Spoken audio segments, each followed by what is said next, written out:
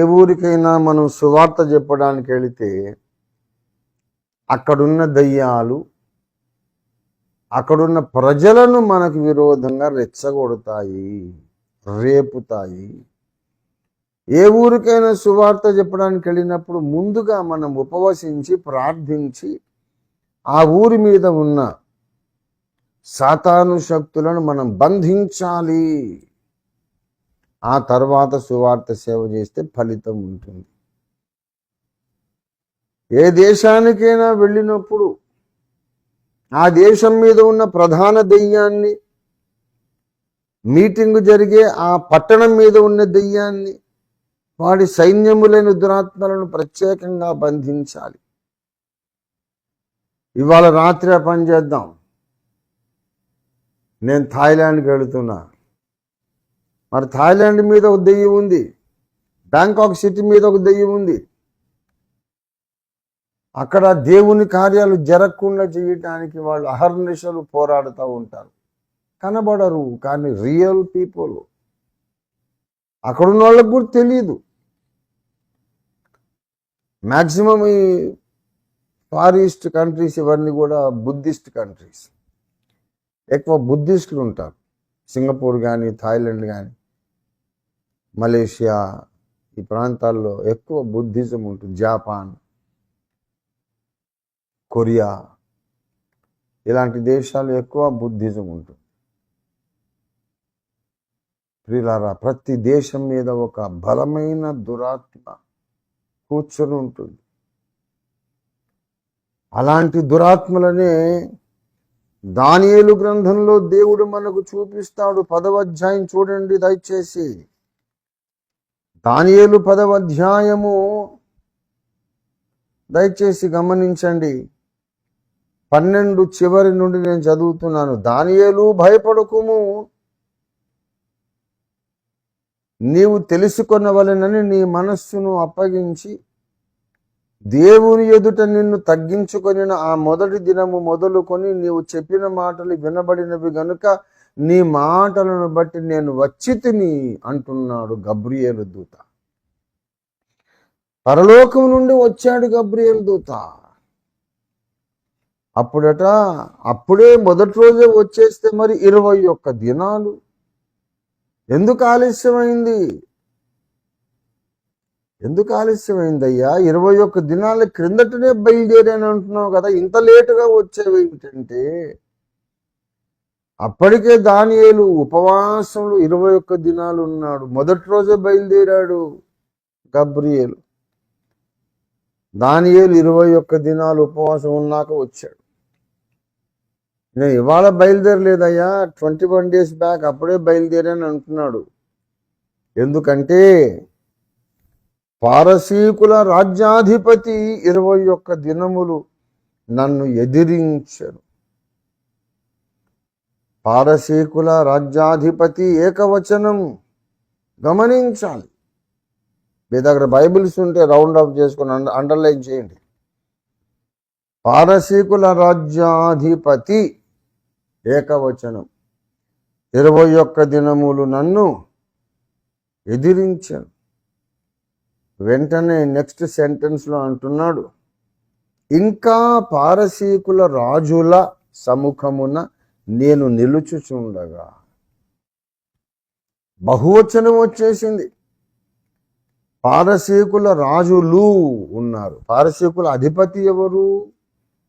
పారసీకుల రాజ్యాధిపతి ఎవరు? మళ్ళీ రాజులు ఎవరు? వీళ్ళందరూ దేవదూతలను అడ్డుకొనగలిగిన శక్తిమంతులు. గబ్రియేలు మనకు కనపడతాడా? ఒక మనిషి అయితే ఆపగలలా దేవుని దూతలు? దేవదూతలను చూసి ఆపగలుగుతున్నారంటే వీళ్ళు కూడా అదే కేటగిరీ, పడిపోయిన దేవదూతలు. వాళ్లకు రక్తమాంసాల శరీరాలు లేవు, వీళ్లకు రక్తమాంసాల శరీరాలు లేవు, కనుక ఈజీగా ఒకరినొకరు చూడగలుగుతున్నారు, ఆపగలుగుతున్నారు. పారసీకుల రాజ్యాధిపతి అంటే ఆ సామ్రాజ్యం అంతటి మీద ఉన్నటువంటి ఒక పెద్ద దయ్యము, పెద్ద దురాత్మ. మరి పారసీకుల రాజుల సముఖములో నేనుండగా ఆకాశంలో.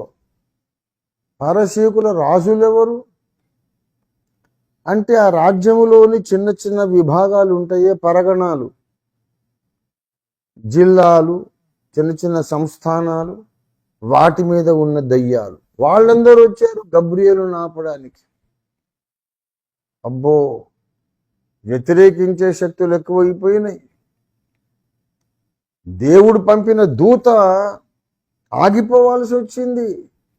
కింద దైవజనుడేమో ఉపవాస ప్రార్థనా దీక్షలో ఉన్నాడు అని చూసి పరలోకము నుండి ప్రధాన అధిపతుల్లో ఒకడైన మిఖాయేలు గబ్రియేలుకు సహాయం చేయడానికి వచ్చాడు. పోరాటం జరుగుతూ ఉంది. 13వ వచనం చూడండి. ఇంకా పారసీకుల రాజుల సముఖమున నేను నిలుచుచుండగా ప్రధానాధిపతులలో మిఖాయేలను ఒకడు నాకు సహాయము చేయవచ్చెను. యుద్ధం చేస్తున్నాడు గబ్రియేలు. మిఖాయేలు వచ్చాడు. మిఖాయేలు ఏమన్నాడంటే, గబ్రియేలు నువ్వు వెళ్ళవయ్యా, వీళ్ళ సంగతి నేను చూసుకుంటాను, వెళ్ళి ఆ సమాచారం అందించి రమ్మని పంపించాడు. ఇక వాళ్ళందరితో మిఖాయేలు యుద్ధం చేస్తూ వాళ్ళని ఆపగలిగాడు. మిఖాయేలు మహాపరాక్రమశాలి. దేవుని బిడ్డలారా,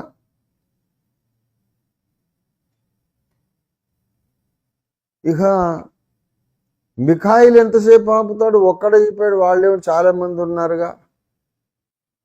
భూమి మీదకి వచ్చేసాడు గబ్రియేలు. సమాచారం అందించాడు. దేవుడు చెప్పమన్న సందేశం గబ్రియేలుకు చెప్పాడు. మళ్ళా వెళ్ళి ఒక్కడుగా వాళ్ళందరితో పోరాడుతున్న గబ్రియేలుకు సహాయం చేయడానికి, మిఖాయేలుకు ఒక్కడుగా పోరాడుతున్న మిఖాయేలుకు సహాయం చేయడానికి గబ్రియేలు మళ్ళీ వెళుతున్నాడు. దేవుని బిడ్డలారా, 20వ వచనం, దానియేలు 10:20. నేనెందుకు నీ యొద్దకు వచ్చితునో అది నీకు తెలిసినది కదా. నేను పారసీకుడగు అధిపతితో యుద్ధము చేయుటకు మరలా పోయేదను. యుద్ధం మధ్యలో వదిలేసి వచ్చాడు, మిఖాయేలుకు అప్పగించేసి. ఆ మిఖాయేలుకు బాసటగా మళ్ళీ గబ్రియేలు నేను వెళ్తానంటున్నాడు. వెళుతుండగా ఇప్పుడు ఒక్కడనే తట్టుకోలేకపోయారు. ఒక్క గబ్రియేలును ఒక్క మిఖాయేలుని ఏం చేయలేకపోయారు. ఇద్దరు ఒకటైనారు. ఇప్పుడు గబ్రియేలు మిఖాయేలు ఇద్దరు దూతలు ఒకటైతే మరి అంధకార రాజ్యాధిపతులలో కూడా కొంచెం సంచలనం, గుండె దడ పుట్టింది. అమ్మో, ఇక్కడ వీళ్ళ బలం తక్కువైపోయింది, చీకటి రాజ్యాధిపతుల బలం తక్కువైపోయింది. కాబట్టి గ్రేకేయుల అధిపతి వస్తున్నాడు. వాళ్ళ ఆ చీకటి రాజ్యంలో గ్రేకేయుల అధిపతి వాడు వస్తున్నాడు. 20వ వచనం చివరన, నేను బయలుదేరుచుండగానే గ్రేకేయుల దేశము యొక్క అధిపతి వచ్చును. వాడొక దెయ్యం. పారసీకుల రాజ్యాధిపతి వీడొక దెయ్యం. అంటే వీళ్ళందరూ లోకనాథులు అనే విషయం చెప్తున్నాను. ఇంత సిస్టమ్ ఉంది, గవర్నమెంటల్ సిస్టమ్ ఉంది. అదృశ్య లోకంలో ఇంత పెద్ద వ్యవస్థ ఉంది. ఆ వ్యవస్థతో మనం పోరాడుతున్నాం. ఇండియాలో ఉన్నాం. ఇండియా మొత్తాన్ని కంట్రోల్ చేసే ఒక పెద్ద దయ్యం ఉన్నాడు. తర్వాత ఒక్కొక్క రాష్ట్రాన్ని కంట్రోల్ చేసే చిన్న చిన్న చిన్న దయ్యాలు వాడి కింద పనిచేస్తారు. ఆ రాష్ట్రాల దయ్యాల మీద జిల్లాలను కంట్రోల్ చేసే చిన్న చిన్న దయ్యాలు వాళ్ళ కింద ఉంటారు. ఆ జిల్లా అధికారిగా ఉన్న దయ్యం కింద గ్రామాలను ప్రభావితం చేసి పరిపాలించి ఇంకా చిన్న దయ్యాలు ఉంటారు. ఇలాగ సాతాను తన రాజ్యాన్ని కొనసాగిస్తూ మనుషులు రక్షణ పొందకుండా అడ్డగిస్తున్నాడు.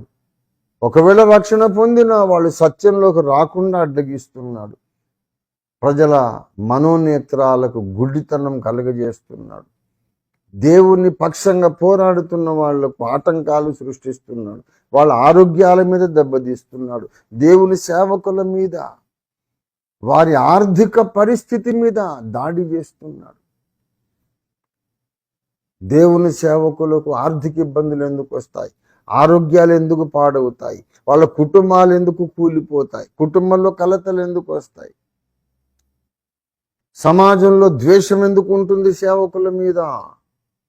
ఈ దయ్యాలే కారణం. మనము పోరాడుచున్నాము, వీళ్ళందరితో పోరాడు.